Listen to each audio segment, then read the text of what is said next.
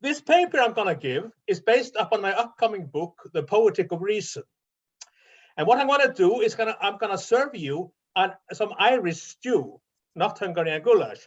The stew consists of diverse theories that I mix together and put my own spice on those theories. I shall start by introducing my main points. Then I shall discuss shortly Max Black's theory of models as metaphors, and then add some comments of my own. Next in line is Nancy Cartwright's theory of models as fables or parables, and I add a little discussion about the nature of fables as being somewhat metaphoric and vice versa. Then again, we have the fictionalists and the Roman Frigg's theory of models as fictions. And then comes my conclusion, where I try to show that it makes complete sense to say that models are somehow poetic, being constituted by metaphors, fictions, and narratives as the ingredients of poetic entities. Now, philosophy hasn't been very successful in discovering non-trivial truths. So why not experiment with ideas? One can hope that the experiments can be truth-tracking, but can settle for them being thought-provoking or even food for thought. What I'm doing is doing a philosophical experiment with the concepts of scientific models, fictions, narratives, and metaphors. I want to find out whether it makes sense to say that scientific models are metaphors and fictional narratives. Now, let's turn to Black. He's a very well-known figure, as I guess most of you have read some of his stuff. And he said that through metaphors, we see one thing in terms of another thing. Man in terms of wolf. In the metaphor, man is a wolf. According to Black, the subjects, man and wolf, interact. We see them in light of each other. So we don't only see man in terms of wolf, but also wolves in terms of man. He adds that scientific models are metaphoric. Consider the economic system is a hydraulic system. It is both, it can be a metaphor, and it can also function as a description of a model. He also says that theoretical models introduce new scientific dialects or languages, new ways of describing reality. Well, metaphors makes us see both of its subjects in a new way. Due to that, we need to describe them in a new manner. But theoretical models function in the same way. Both in the case of a metaphor and in that of a theoretical model, we have an analogical transfer of language use. I mean, we use the terminology we usually use for wolves on humans in an analogous fashion. When we use the tired old metaphor of man is a wolf. Let's look at one of Black's examples. Both in the metaphor, the atom is a solar system, and in Rutherford's corresponding atomic model, we use solar system as an analogy to the atomic structure. We use the expression solar system in a new fashion. And the fact that this model has been discarded a long time ago doesn't matter. It was a fruitful model for a short while in the history of physics. Anyway, according to Black, both metaphors and theoretical models have in common the ability to uncover new relationships. Both are attempts to pour old wine into new bottles. One of his examples is the example of the German American sociologist Kurt Lewin, who wanted to transfer or tried to transfer the language of physics to social relationships. A dominant system of concepts, that of physics, is used here to describe another, less well-known area by analogous expansion of the terms. I mean, we often use metaphors to throw lights on things we don't know very well much about. in the light of something we know more about. This is typical of very much theoretical activity and metaphors. And we must remember here that metaphors are fictions. So if models are metaphors, then they are fictions. Next in line is the renowned American philosopher of science, Nancy Cartwright. And she has a narrative theory of models. Scientific models are like fables and parables. This means they are narratives. Like fables and parables, models are strictly speaking fictions. At the same time, models can shed light on different empirical situations and phenomena, just like parables. I don't know whether all of you know the New Testament parable of the workers in the vineyard, but according to her, this parable can be applied to any number of different situations. The workers of the vineyard is about people who are working in a vineyard, and at the end of the day, the owner paid everybody the same sum, even those who had worked less than the others, and it has been interpreted as a parable about the grace of God, that God gives people, bestows His grace on people, even though they haven't done anything much to deserve it. It can also be interpreted in different ways. It can be interpreted in my mind as a criticism of capitalism, but that's another story. The same holds for scientific models. Such models that show balls rolling down totally frictionless and totally stable planes. I mean, in reality, there is no such thing as totally stable planes and frictionless planes. But this model can be used on any number of things, including the movements of the planets. Now, Cartwright says, and I quote, "Fables transform the abstract into the concrete, and in doing so, I claim that they function like models in physics." I unquote. She is inspired by the German thinker Gotthold Ephraim Lessing, who said that the fable provides graspable, intuitive content for abstract symbolic judgment. His example is of the marten that eats the grouse, then the fox throttles the marten, and lastly, the wolf came on the scene and vanquished the fox. And like any fable, this is a moral. The moral is the weaker is prey to the stronger. We see that happen in the neighboring country of Hungary. He says that fables are not allegories. An allegory says not what its word seems to say, but something similar. And where is the similarity between the grouse and the weakest, the marten and the weak? The wolf is not similar to the strongest. He is the strongest. Now, Cartwright says that the relationship between the moral and the fable is that of the general to the specific. Fables transform the abstract into the concrete, thus they function like models in physics. Both lead to abstract conclusions. In the case of the fable, the moral. In the case of the model, a scientific law. Yes, she says the moral of a fable is very much like a scientific law. Morals can be true. The weak tend actually to become prey of the strong. But for morals to be true, they require an implicit ceteris paribus clause. They describe only a single feature and its consequences and do not describe what to expect when different features conflict. And morals often conflict. Yeah, that's easy to find out. I don't remember any example at the moment, but easy to find out. And then she adds, the same is true of the laws of physics. In the case of picking up pins with a magnet, the law of gravity seems to conflict with the law of attraction. The grouse, he says, is a stereotypical character exhibiting weakness, and the wolf is a character that stereotypically exhibits strength. And we have something similar in physics, he says.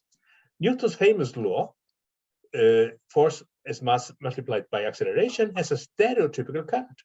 It is an abstract truth relative to claims about positions, motions, masses, and extensions. And similarly, less things the weaker are always praised to the strong is abstract relative to the more concrete description that complete it. To be a subject to a force of a certain size, in this case, Newton's force, is an abstract property, just like the property of being the weak. Newton's law states that anything with this property also has other properties, namely mass and acceleration, which when multiplied give F as the force. This is like claiming that whoever is weaker will also be prey to the strong.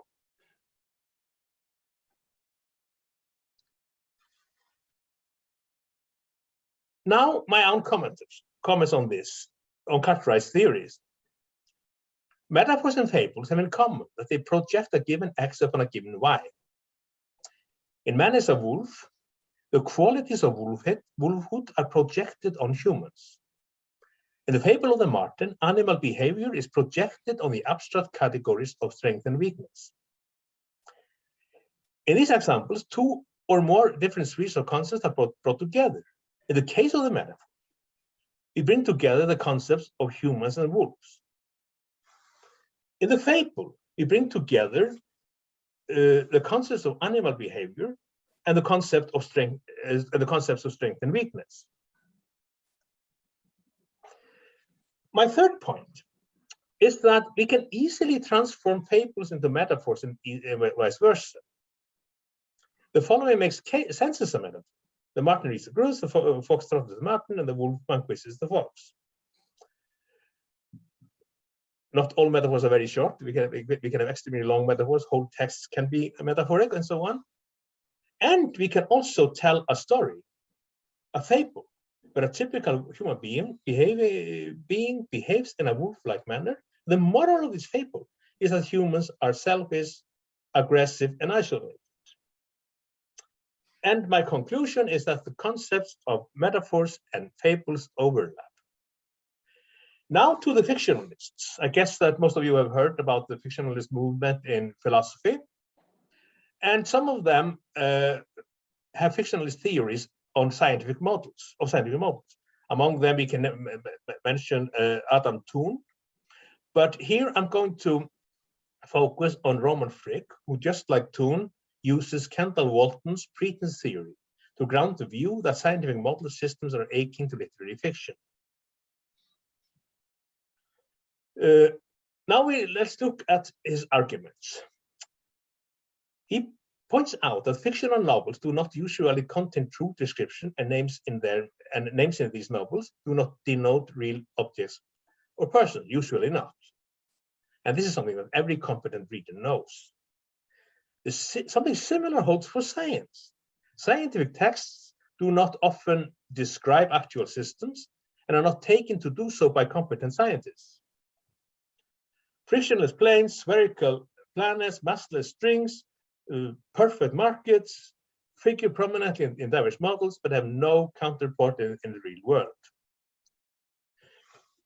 He uses as an example a novel, the novel Changing Places by David Lodge, a rather readable novel, not very good, but readable.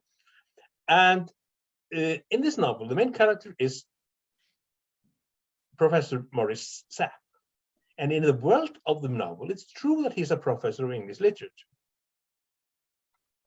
It is also true that he has heart and liver, but not that he's a ballet dancer. Only the first part is explicitly said in the novel, but the rest is also true in that world, even if it is not explicitly stated. And model systems are the same. The description of the system only specifies a handful of essential properties, but it's understood that the system has properties other than the ones mentioned in the description. He adds that no one would spend time studying model systems if all that is known about them was the explicit content of the initial description. It is true that the Newtonian solar system model of the solar system is stable and that the planets move in an elliptic orbits, but none of this is part of the explicit content of the model system's original specifications. A story has a content that goes beyond that which is explicitly stated, and the reader has means to learn about this extra content by using usually implicit rules of emphasis. To use a famous, perhaps overused example, by using such inference, we can infer that Sherlock Holmes is a cocaine user, even though it's or cocaine abuser actually, even though it's not explicitly stated in the Sherlock Holmes stories. The same holds for model systems. Finding out what is true beyond what is explicitly stated is a crucial aspect of the scientist's engagement with the system. Moreover, Frigg says that even though we often only read for pleasure, it is the case that when we read serious literature, we often engage in comparison between situations in fiction and in real circumstances. And in doing so, we actually learn something about the world. We find parallel in model systems when the scientists compare features of the model system with features of the target system, or target system is that which is being modeled. And Frigg says that these points can be understood with the aid of Wolfton's theorizing about make-believes. There are cases when Wolfton says that there are cases when our imagining is prompted by the presence of particular objects, which he calls props. And these props, an example can be that a child uses a chair as a horse and says, "This is my horse," and sits on the horse and pretends to be riding. Then the chair is a prop. And the object becomes a prop due to the imposition of a rule of generation. And if someone imagines something because of a prop, then he is or she is engaged in a game of make-believe, a pretense. And props generate fictional truths by virtue of the features and principle of generation. I mean, it's true in the game of make-believe that the chair is a horse and that the kid is a knight or cowboy or what have you. Fictional truths can be generated directly or indirectly. The directly generated one being primary, and so on. And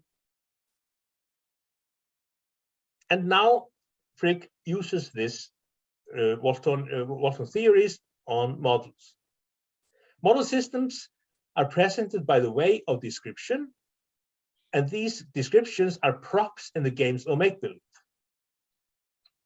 Typically, these descriptions start with consider or assume, and by this make clear that they are not descriptions of facts, but invitations to ponder and imagine a particular situation. In elementary particle physics, a scenario is often proposed as a suggestion worth considering. Later, it is asked whether the scenario has any interesting relations to reality. The working out of details, he says, consists in deriving conclusions from the primary assumptions on the models and some general principles or laws taken for granted also. For instance, deriving that the planets move on electric plane from the basic assumptions of the Newtonian models and the laws of classical mechanics.